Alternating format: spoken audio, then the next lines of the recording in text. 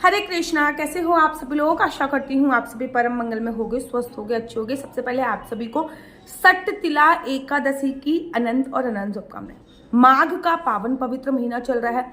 माघ मास जो है ना वो कार्तिक मास से भी ज्यादा महत्वपूर्ण है, वैशाख मास से भी ज्यादा महत्वपूर्ण है, मार्गशीर्ष मास से भी ज्यादा महत्वपूर्ण। वैसे कि पूरे साल भर में भगवान विष्णु के 3 महीने बहुत इंपॉर्टेंट बताए गए हैं। पहला है कार्तिक, एक दूसरा है माघ मास और तीसरा है वैशाख मास। तो माघ मास की महिमा इतनी ज्यादा है कि श्रीधाम वृंदावन में, और मैं अगर बात करूं तो गढ़गंगा के पास माघ मास का बकायदा मेला लगता है। माघ मास में स्नान का इतना महत्व है कि अगर माघ मास में आपने 3 दिन, मैं केवल 3 दिन की बात कर रही हूँ, 3 दिन आपने स्नान कर लिया तो आपको 10,000 वर्षों तक स्नान करने का पुण्य फल प्राप्त हो जाता है। आप देखो, माघ का महीना जब इतना महत्वपूर्ण है तो सोचिए माघ मास में आने वाली एकादशी का कितना महत्व होता है। माघ मास की सबसे पहले एकादशी आती है सठ तिला एकादशी।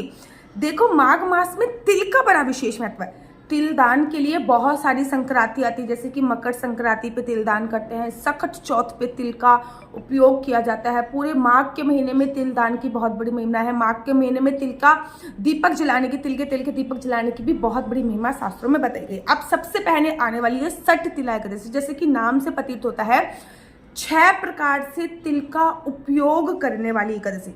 सोचिए, जब माघ का महीना इतना इंपॉर्टेंट है तो उसमें आने वाली एकादशी का कितना महत्व होता है। अगर आप लोग माघ स्नान कर रहे हो, that is very very good. अगर माघ स्नान नहीं करे तो माघ स्नान में ना, माघ मास में जो इम्पोर्टेंट फेस्टिवल आते हैं उनमें स्नान जरूर कर लीजिए। जैसे कि अभी सकट चौथ गया है, अभी आएगी मकर संक्रांति, अभी आएगी सठ तिला एकादशी, उसके बाद एक और एकादशी आएगी। तो इनकी ना बहुत बड़ी महिमा शास्त्रों में बताई गई है। अब सठ तिला एकादशी अर्थात 6 प्रकार से तिल का उपयोग इसमें किया जाता है। जैसे कि तिल का स्नान किया जाता है, तिल का सेवन। अब बड़े सारे लोगों का ये प्रश्न होगा, क्या तिल का सेवन व्रत में कर सकते हैं? जी हाँ, तिल का सेवन व्रत में कर सकते हैं। कहते हैं ना, पृथ्वी पर सबसे पहले ग्रहण करने योग्य कोई चीज बनी थी तो वो तिल ही थी। सबसे पहले ग्रहण करने योग्य कोई चीज बनी थी तो वो तिल ही थी, और तिल का महत्व बहुत ज्यादा बताया गया।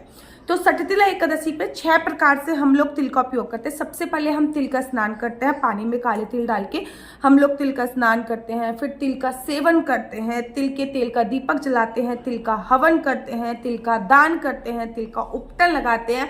6 प्रकार से हम लोग तिल का उपयोग करते हैं, इसलिए इसको सट मतलब 6 प्रकार से तिल का उपयोग करने वाली एकादशी को सट तिला एकादशी के नाम से संबोधित किया जाता है। एकादशी का व्रत त्रिदिवसीय व्रत की श्रेणी में आता है। 3 दिन तक व्रत नहीं होता, 3 दिन तक कुछ व्रत के नियम होते हैं जो हमें फॉलो करने होते हैं। नंबर 1, पहली बात तो एकादशी से 1 दिन पहले की जो तिथि होती है उसको दशमी तिथि बोलते हैं। एकादशी से 1 दिन बाद की जो तिथि होती है उसको द्वादशी तिथि बोलते हैं। और एकादशी तो आप लोगों को पता ही होता है। बड़े सारे लोग इसमें भी कंफ्यूज होते हैं कि दीदी 11 किसे कहते हैं। तो मतलब हमारे हिंदू कैलेंडर के हिसाब से जो 11वां दिन पड़ता है, जैसे कि 10वां दिन तो दशमी तिथि, 11वां दिन मतलब एकादशी। 11 भी इसको कहीं कहीं पे एकादशी को ना मध्य प्रदेश हो गया, भोपाल हो गया, यहाँ पे 11 के नाम से भी संबोधित किया जाता है। तो सठ तिला एकादशी आने वाली है। एकादशी तिथि का उपयोग हम 3 दिन तक करते हैं। दशमी तिथि पर हम कुछ चीजों का नियम का फॉलो करते हैं, जैसे कि दशमी तिथि पर मांस मदिरा का सेवन नहीं करना चाहिए। दशमी तिथि पर मैं तो चावल खाने की भी मनाही कर रही थी, क्योंकि कभी कभी समटाइम ऐसा होता है कि एकादशी तिथि दशमी से प्रारंभ होने वाली होती है। तो ऐसे में एकादशी चल रही है और हम दशमी तिथि पर चावल का सेवन कर रहे हैं, मैं बिल्कुल मना करती हूँ। एकादशी पे पृथ्वी शयन की बहुत बड़ी महिमा है, क्योंकि बेड जो होता है वो हमारे तामसिक क्रियाओं में आता है। तो बेड का उपयोग न करके पृथ्वी शयन किया जाता है। दशमी तिथि पर मांस मदिरा का सेवन नहीं किया जाता। लहसुन, प्याज, मांस मदिरा, गाजर, मूली, ठीक है ना, चावल का उपयोग पृथ्वी शयन और संभोग क्रिया भी नहीं की जाती। एकादशी पर सुबह सुबह उठना होता है, जैसे कि नाम से प्रतीत है सठ तिला एकादशी। तो पानी में काले तिल डाल के स्नान कीजिए। मैंने बेसिकली क्या कर रखा है, इतनी छोटी सी डिब्बी है मेरे घर पे, उसमें मैं काले तिल भर के अपने बाथरूम में रख दिए हैं। अब मैं क्या करती हूँ, जब भी नहाने जाती हूँ 1 चुटकी काले तिल ना अपने बाल्टी में डाल देती हूँ और उसी से नहा लेती हूँ। तो मैं पूरे माघ के महीने में काले तिल से स्नान कर रही हूँ। इसका बहुत बड़ा महत्व बोला जाता है। अब सुबह सुबह जब आप उठ गए तो आपने पानी में काले तिल डाल के स्नान कर लिया, उसके बाद फिर आपको बहुत अच्छे से पीले रंग के वस्त्र पहनिए। पीले रंग के वस्त्र पहन कर भगवान श्री हरि विष्णु को तिल मिश्रित जल से स्नान कराइए। वैसे तो मैं पंचामृत से भी स्नान कराने को बोलती हूँ, लेकिन भैया ठंड बहुत है, ठंड में मेरा मन नहीं करता कि मैं अपने ठाकुर को, क्योंकि पानी को तो मैं गर्म कर सकती हूँ, ठीक है ना, लेकिन पंचामृत को तो मैं गर्म नहीं कर सकती ना।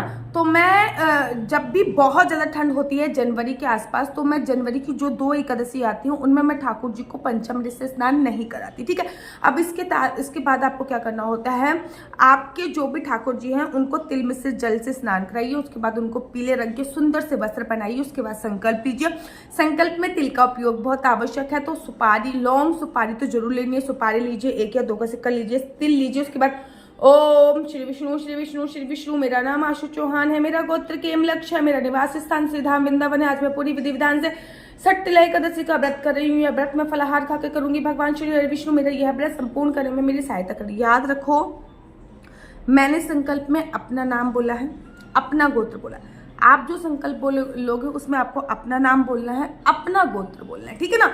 संकल्प लिया। अब एक ना छोटी सी पुस्तक आती है एकादशी की, आप चाहो तो मुझसे भी मंगा सकते हो। एकादशी की छोटी सी पुस्तक है, उस पुस्तक को पढ़ते हुए एकादशी की कथा पढ़िए।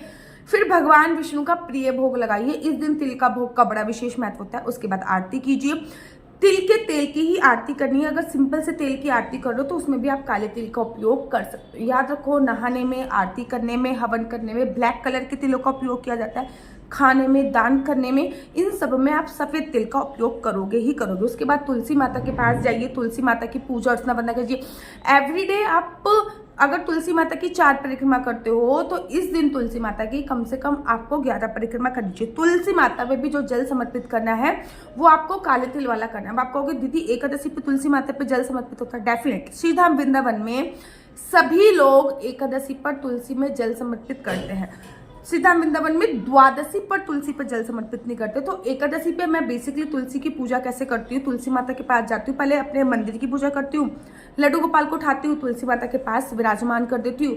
फिर तुलसी माता पे सबसे पहले जल चढ़ाती हूँ। उसके बाद एक दीपक जलाती हूँ। फिर उनको हल्दी, कुमकुम, रोली, चंदन इत्यादि लगाती हूँ। फिर मैं तुलसी माता की परिक्रमा करती हूँ और फिर वहीं पे बैठकर अपने गुरु के मंत्रों का जाप करती हूँ, जो भी मेरे गुरु द्वारा मंत्र दिया गया। अगर आपके पास गुरु मंत्र नहीं है तो आप ओम नमो भगवते वासुदेवाय या फिर हरे कृष्ण कृष्ण कृष्ण हरे हरे, हरे राम राम राम हरे हरे का भी जाप कर सकते हैं। या फिर हमारे संत श्री प्रेमानंद जी महाराज बोलते हैं राधा राधा राधा कट जाएगी सभी प्रकार की बाधा, इसका भी जाप कर सकते हैं। उसके बाद पूरे दिन किसी की निंदा चुगली इत्यादि नहीं करना चाहिए। आप याद रखो, एकादशी पे दिन में सोने की मनाही हो सकती है। आप लेट सकते हो लेकिन सोना नहीं होता है।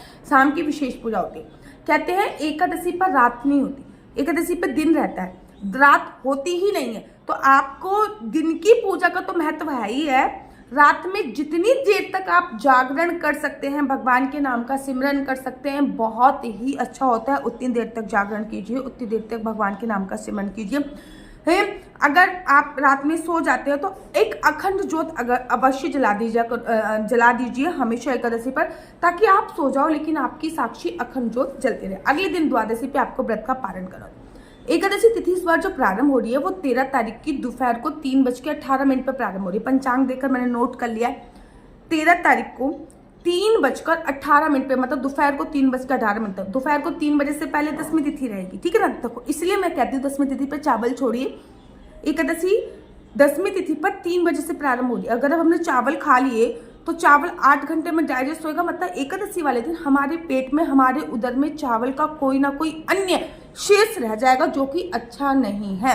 वहीं पे एकादशी तिथि का विश्राम 14 तारीख दिन बुधवार को 5:53 पे हो रहा है। मोटा मोटा ये मान लीजिए शाम को 6 बजे ये विश्राम हो रहा है। सोचिए 13 तारीख को 3 बजे प्रारंभ हो रही है, 14 तारीख को आपको शाम को 6 बजे विश्राम हो रही है।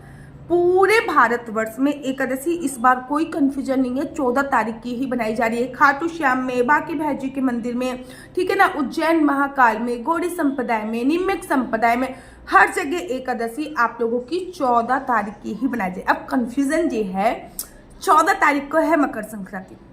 अब एकादशी पे चावल का उपयोग होता नहीं है, तो मकर संक्रांति पर खिचड़ी का दान सर्वोपरि होता है, क्योंकि मकर संक्रांति को कहीं कहीं खिचड़ी पर्व के नाम से भी संबोधित किया जाता है। और अब खिचड़ी कैसे बनेगी, खिचड़ी का दान हम कैसे करेंगे, ये सभी जानकारी मैं आपको अगली वीडियो में दूंगी। मेरा नंबर आपको नीचे स्क्रीन पर दिख रहा होगा। मेरा नंबर है 4/9-20-25-65। I repeat again 4/9-20-25-65। आपका बच्चा जॉब करेगा या बिजनेस करेगा? बिजनेस करेगा तो किस फील्ड में बिजनेस करेगा, जॉब करेगा तो किस सेक्टर में जॉब करेगा, क्या है आपके बच्चे का लकी नंबर, क्या है आपके बच्चे का लकी कलर, क्या कुंडली में राजयोग है या नहीं, कुंडली में संतान प्राप्ति का योग है या नहीं, ये सभी जानकारी आप मेरे से कुंडली के माध्यम से प्राप्त कर सकते हैं।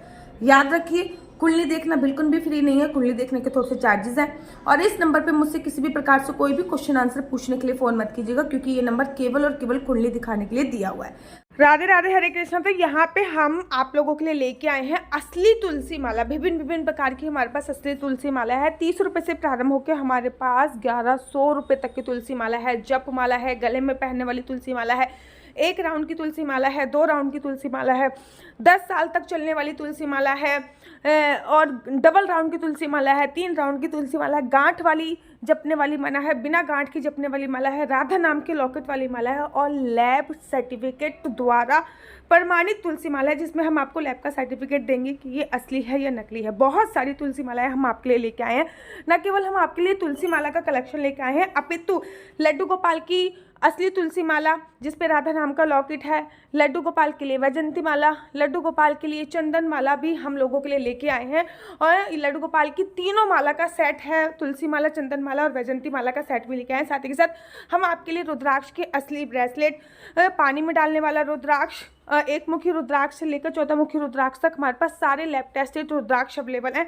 आप हमसे ओरिजिनल रुद्राक्ष मंगा सकते हैं। ना केवल हमारे पास रुद्राक्ष अवेलेबल है, अपितु हमारे पास कानों में पहनने वाले राधा नाम के असली तुलसी के इयररिंग्स भी उपलब्ध हैं, जो कि अलग अलग डिजाइन, अलग अलग तरीके से आप लोगों को प्राप्त हो जाएंगे। ये राधा नाम के असली तुलसी के कानों के इयररिंग्स हैं और इसमें बहुत सारी वैरायटी हमारे पास उपलब्ध है। आप जल्दी से जो नीचे नंबर दिया गया है उस पर संपर्क करके अपनी चॉइस से कोई भी राधा नाम के इयररिंग्स अपने लिए ले सकते हैं। उनके प्राइस बहुत ही सस्ते हैं। 150 रुपये से फ्री हो 150 रुपये से स्टार्ट होकर मात्र 200 रुपये तक है। और यह है राधा रानी और भगवान श्री कृष्ण जी के चरण, जो आपको अपने मंदिर में जरूर और विभिन्न प्रकार की अलग अलग तुलसी मालाएं आप लोगों के लिए उपलब्ध है। 30 रुपये से प्रारंभ होकर 1300 रुपये तक की तुलसी मालाएं आप लोगों के लिए उपलब्ध है। हम आप लोगों के लिए लेके आए हैं श्रीधाम वृंदावन की रज। 8 प्रकार की रज इसमें उपलब्ध है। न केवल एक सेवा कुंज की, निधि कुंज की, ललिता कुंड की, राधा कुंड की, कृष्ण कुंड की, निधि वन की, यमुना जी की, 8 जगह की ब्रज रज इसमें आपको उपलब्ध हो जाएगी। ऑर्डर जल्दी से जल्दी नीचे दिए गए नंबर पर करिए, हमारे पास लिमिटेड स्टॉक है। राधे राधे। अगर आपको मेरी वीडियो अच्छी लगती है तो आप अपने YouTube चैनल हरि बोल को लाइक, शेयर, सब्सक्राइब करना बिल्कुल भी मत भूलिए। तब तक के लिए मुझे दीजिए इजाजत। राधे राधे, हरे कृष्णा, हरि बोल।